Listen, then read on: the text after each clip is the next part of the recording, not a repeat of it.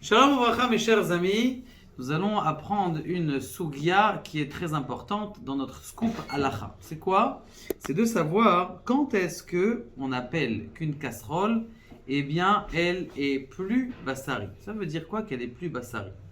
Je vous donne un exemple. J'ai fait Baruch Hashem un couscous à 1h de l'après-midi pour mes enfants qui vont manger Be'ezrat Hashem à 2h. Quand est-ce qu'ils commencent à manger? Ils commencent à manger on va dire à 1h30, et à 2h, ma casserole, elle est froide. Maintenant, quand est-ce que je vais laver ma casserole? Une fois qu'ils ont fini de manger, à 3h30, 4h, j'enlève tout le reste de la casserole ou je jette et je vais nettoyer la casserole à quelle heure? À 4h. D'accord? Donc ça veut dire que de 2h jusqu'à 4h, ma casserole est pleine, mais sale, mais avec de la viande dedans. Ok. Entre parenthèses, une petite halakha, si quelqu'un il fait une omelette au fromage dans une casserole. Maintenant, cette omelette au fromage, il prend vite une omelette, le matin il est très pressé, il fait une omelette d'habitude, et là il dit tiens je vais rajouter un peu de gruyère.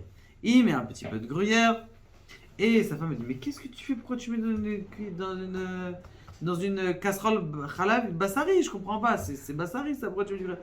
Ah oui, non je voulais prendre sans gruyère, maintenant j'ai pris la gruyère.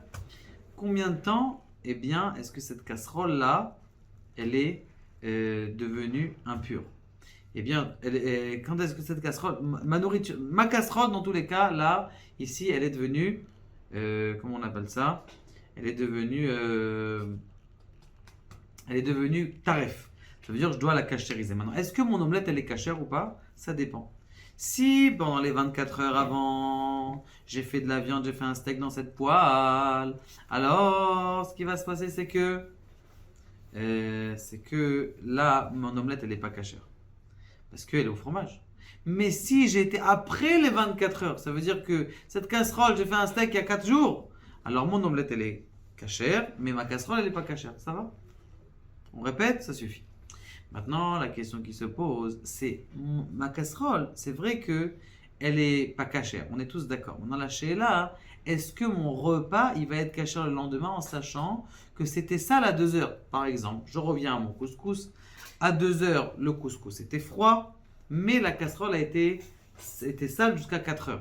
Maintenant, moi, le lendemain, quand j'ai fait mon couscous au lait à l'intérieur, alors que j'avais fait un couscous à la viande, eh bien, je l'ai fait à 3h de l'après-midi.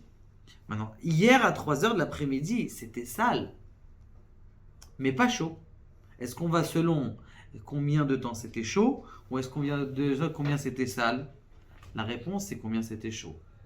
Parce que le mérite, les on considère quelque chose, même à la maison chez vous, quand est-ce que vous considérez un couteau qui est bassari? C'est uniquement, pas parce qu'il est rouge, c'est parce qu'il a coupé de la viande chaude dans un kali rishon.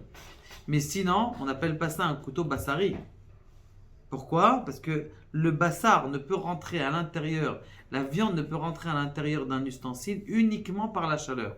Selon le Shulchan Aruch, même le sel et même la macération, par exemple, vous avez laissé un couteau toute la nuit dans le fromage, 4 jours dans le fromage, votre couteau il n'est pas encore à laver. Pourquoi? Parce que le fromage il n'a pas la force de rentrer à l'intérieur du couteau. C'est deux choses qui sont antinomiques, donc ça va rentrer. Par contre, si le fromage il est chaud, ou que j'ai mis au four et que j'ai mis à l'intérieur, j'ai planté mon couteau à l'intérieur de mon gâteau au fromage, alors oui, là, le gâteau, mon couteau, il s'appelle un vrai couteau halavi. Si je viens juste après avec ce couteau couper de la viande après, eh bien, demandez au Rav, c'est une autre étape. Bezrat Hashem. Baruch Adonai, le'olam, amen.